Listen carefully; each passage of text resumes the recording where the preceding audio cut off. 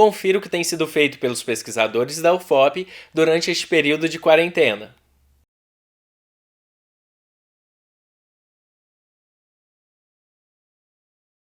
Yara, Bruno, tudo bem? Olá.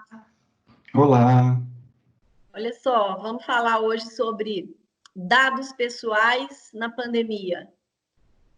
Quem começa? Bruno? posso começar? Vamos lá.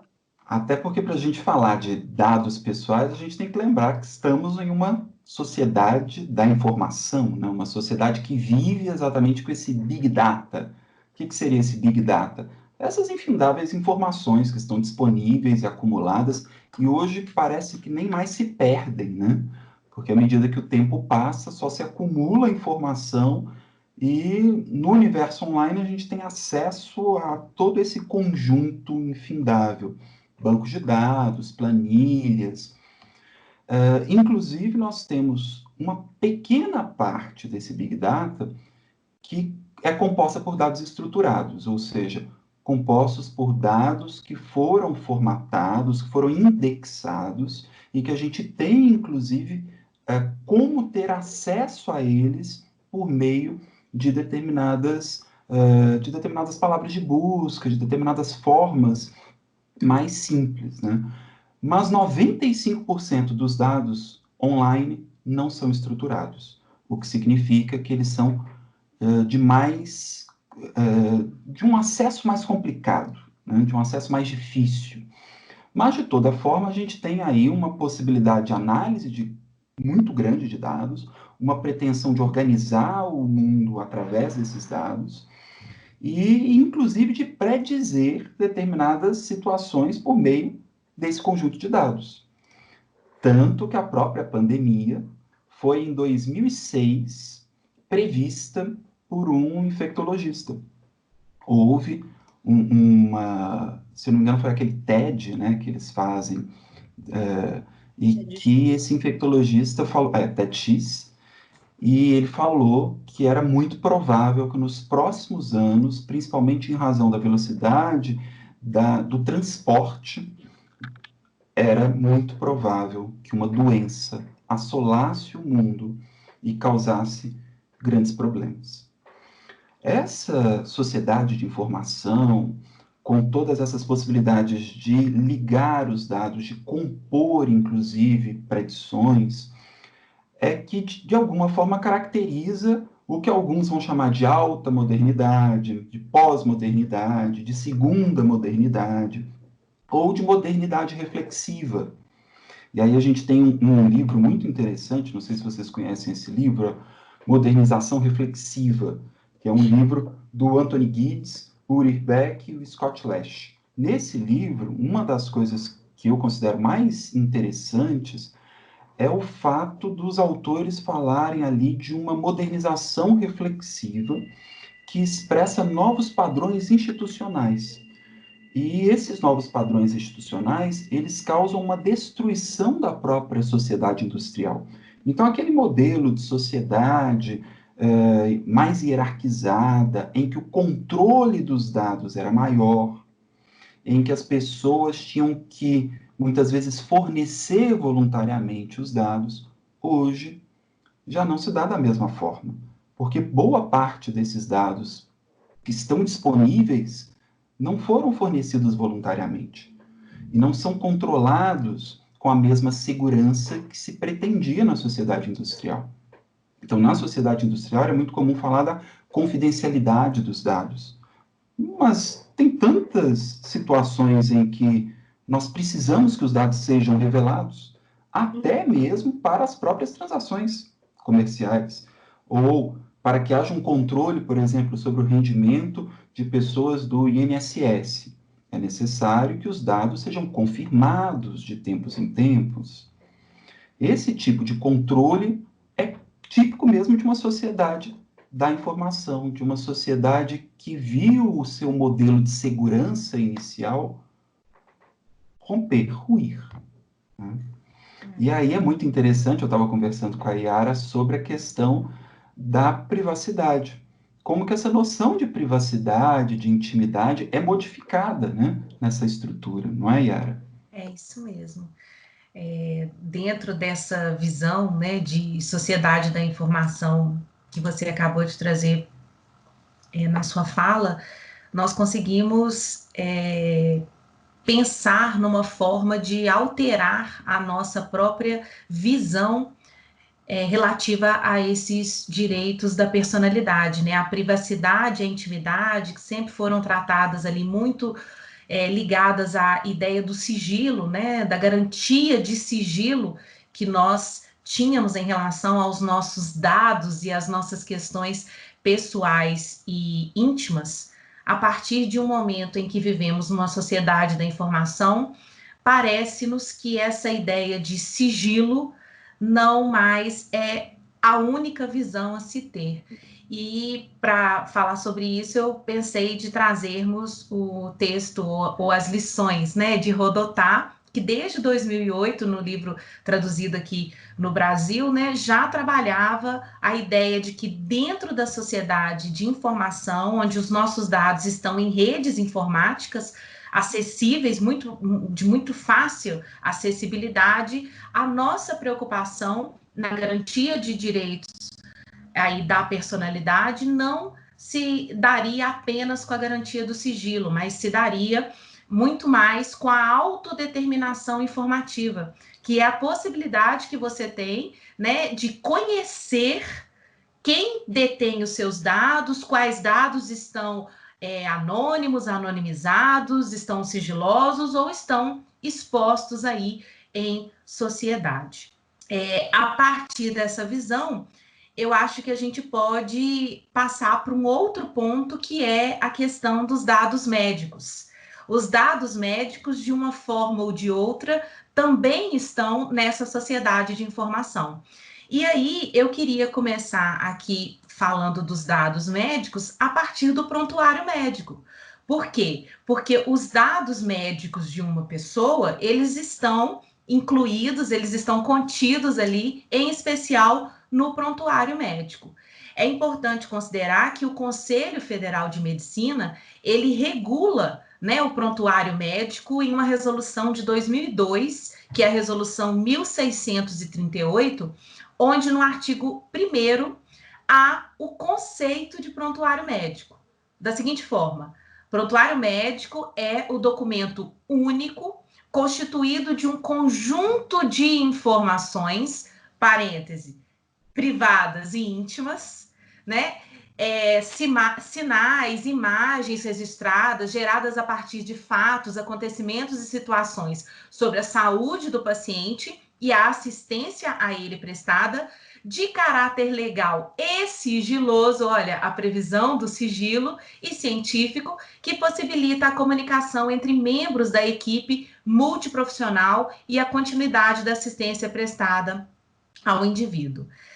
Esse prontuário, a princípio, seria o prontuário físico, aquele que muitos de nós estão acostumados aí de ver o médico preenchendo a mão.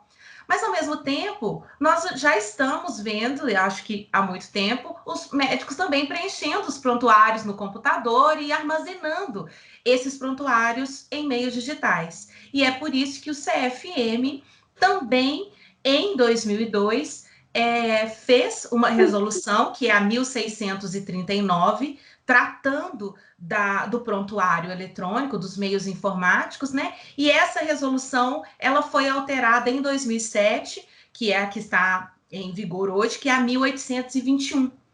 E eu acho que a partir dessa ideia, então, de dados médicos disponíveis em meios eletrônicos, em meios informáticos, é que eu posso conversar aí com a Fatinha um pouquinho sobre legislações e a Lei Geral de Proteção de Dados nesse ponto, né? Olha só, gente, é muito bacana toda essa colocação de vocês, e foi bom a Yara me instigar nesse ponto sobre a Lei Geral de Proteção de Dados, até porque eu escrevi um artigo com a professora Thaisa, estou lembrando aqui agora, e saiu na revista de Direito e Genoma, a última revista de Direito e Genoma, eu não me lembro o número, sobre o prontuário eletrônico do paciente e a proteção de dados pessoais sensíveis. E realmente ali nós trabalhamos a Lei Geral de Proteção de Dados e a Lei do Prontuário Eletrônico. A Yara lembra muito bem essa resolução 1821, que, vejam, é de 2007, que trabalha com sistemas informatizados para o prontuário do paciente. Bom, depois veio a Lei 13.787 de 2018, que é a Lei do Prontuário Eletrônico. E ela remete nessa lei, ela diz que ela faz remissão à Lei Geral de Proteção de Dados, que é a Lei 13.709 de 2018. Então, eu acredito que, assim, claro, a lei é grande, nós teríamos que ter muito tempo para falar sobre ela, mas sobre esses dados é importante a gente trazer definições. Primeira definição, dado pessoal. Né? Vocês dois falaram muito nesses dados, nessa fragilização de dados, então vamos falar dado pessoal. A lei define dado pessoal como informação relacionada à pessoa natural identificada ou identificável. E ela também trabalha a ideia de dado pessoal sensível e define da seguinte maneira: dado pessoal sobre a origem racial ou étnica, convicção religiosa, opinião política, filiação a sindicato ou a organização de caráter religioso, filosófico ou político, dado referente à saúde ou à vida sexual, dado genético ou biométrico, quando vinculado a uma pessoa natural. Há outras várias definições, mas vejam, a lei ela não fala na expressão dados médicos. Ela utiliza dados pessoais e dados pessoais sensíveis. E aí a gente pode pensar o seguinte, que os dados médicos, eles são subespécie do gênero dados pessoais e eles são sensíveis e eles são dados pessoais no âmbito sanitário.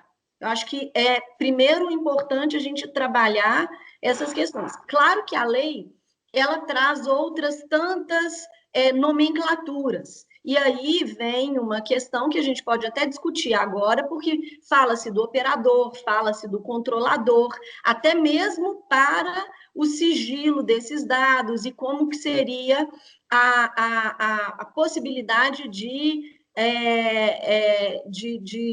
se perder o sigilo desses dados. E aí nós temos o operador e o controlador. E aí vem aquela história, né? Quem controla o controlador? Né? Eu jogo aí para vocês, quer dizer, a gente pode também conversar um pouco sobre isso. E nisso aí é muito interessante a gente tentar pensar na estrutura mesmo que a Lei de Proteção Geral de Dados tenta estabelecer para uma certa segurança nessa transmissão de dados e para respeitar a autodeterminação do titular dos dados, né? Então, há uma tentativa real de se estabelecer responsabilidades, de se estabelecer um controle, embora a gente saiba que isso ainda não foi feito, até porque a lei também não entrou em vigor, né? Mas, por exemplo, em relação à pandemia, a gente tem já uma transmissão desses dados e que já segue também um procedimento que era utilizado anteriormente. A COVID é uma síndrome respiratória, né? E como tal, ela já estava até na portaria do Ministério da Saúde, que regula a notificação compulsória. Ou seja, existe uma portaria que lista algumas doenças de notificação compulsória. E, dentre elas, está lá a síndrome respiratória aguda em diversas versões. Aqui, inclusive, coloca síndrome respiratória aguda grave associada a coronavírus, SARS-CoV-B, MERS-CoV e, agora, a COVID-19, que seria mais recente. Então, há, inclusive, uma necessidade de comunicação imediata, feita em, no máximo, 24 horas, da detecção da COVID. O que, de alguma forma, daria uma segurança quanto ao número de infectados que estão internados nos hospitais. Obviamente que aí a gente está falando daqueles que passaram, portanto, pelos testes já que os testes são obrigatórios apenas quando se chega a um determinado nível da doença, ou seja, numa gravidade que implique realmente nessa necessidade. E com isso a gente vai ter o que a Yara já estava falando antes, ou seja, esse controle da própria pessoa, da autonomia, não é um controle total. E não pode ser um controle total, né? Porque em determinadas situações a saúde pública vai exigir alguma comunicação de dados. Mas para que ocorra uma comunicação sem que viole realmente esses dados pessoais, há a necessidade da anonimização dos dados, né? Uhum. E aí entra a questão até que a Yara tinha falado da posição do professor Casabona, né? Ah, sim. Bruno, eu acho que é muito nítido, né, do que a gente está conversando aqui, que de um lado a gente tem essa necessidade de revisitar a proteção e promoção da privacidade e da intimidade a partir da autodeterminação informativa, mas a gente continua com sigilo gravitando aí nessa promoção e proteção.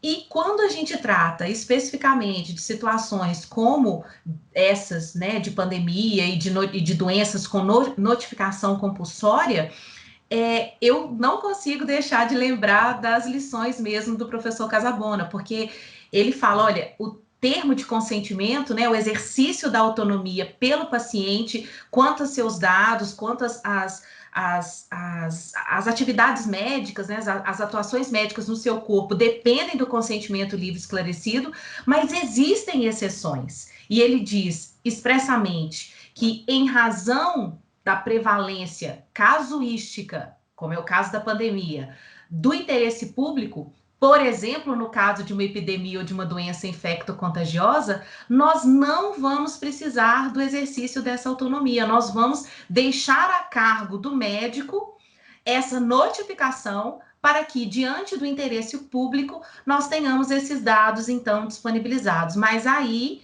precisamos, então, voltar à ideia que você acabou de nos dizer. Sim, vamos disponibilizar esses dados, mas não dados relativos a nome, relativos à idade, ao sexo, às vezes, ao gênero da pessoa, né? Mas serão dados o quê? Anônimos ou anonimizados. O problema da pandemia é que, na pandemia de Covid, né, é que nós estamos precisando de ter acesso a dados interseccionais, por exemplo, comorbidades, às vezes gênero, né? A gente tem divulgado aí, tem mais homens do que mulheres acometidos da doença.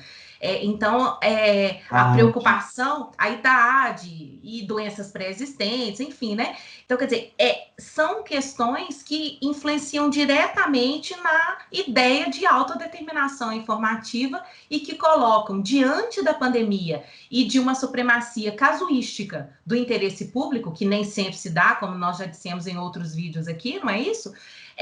Da necessidade de divulgação desses dados, mas lembrando, anônimos ou anonimizados. A gente precisa sempre ter em mente o seguinte, que tanto essa situação da pandemia, quanto a situação de todas essas legislações, né, inclusive a Lei Geral de Proteção de Dados, que também ainda não entrou em vigor, mas o que não impede que haja, né, essa discussão e uma aplicabilidade aí das resoluções do Conselho Federal de Medicina. O que a gente vai ter que pensar mesmo, e isso talvez seja uma discussão para um outro vídeo nosso, é que, havendo a vulneração do paciente, as respostas advirão, claro, dos regimes de reparação civil, né? E essa reparação, esse regime, tanto instaurado pela Lei Geral de Proteção de Dados, também da Lei Civil da Reparação de Danos, né? Sobre a reparação de danos e das normas deontológicas com sanções que são aplicadas pelo próprio Conselho Federal de Medicina em decorrência de más condutas, seja do médico, seja de quem quer que seja. Né? Uma outra reflexão que eu queria acrescentar. A gente também, talvez, depois dessa pandemia, tem que começar a refletir o quanto deve ser divulgado acerca da coleta geral de dados, informando quantas pessoas realmente foram testadas, quais foram os dados de maneira transparente, que eu acho que é a intenção da lei geral, mas que diante de uma pandemia, talvez a gente tenha que verificar até mesmo qual é o interesse público em se expor esses dados. E o tanto que isso pode contribuir até para notícias verdadeiras, para notícias que gerem uma reflexão real, né? E não uma reflexão no nível, infelizmente, que nós estamos fazendo, porque a gente não tem dados completos, a gente tem subnotificação, a gente tem, muitas vezes, uma informação deturbada pelos meios de comunicação em geral, e às vezes nem sempre intencional. Às vezes porque essa informação também não foi colocada para eles da maneira que devia. Isso aí. Muito bom. Até a próxima, então, gente. Até.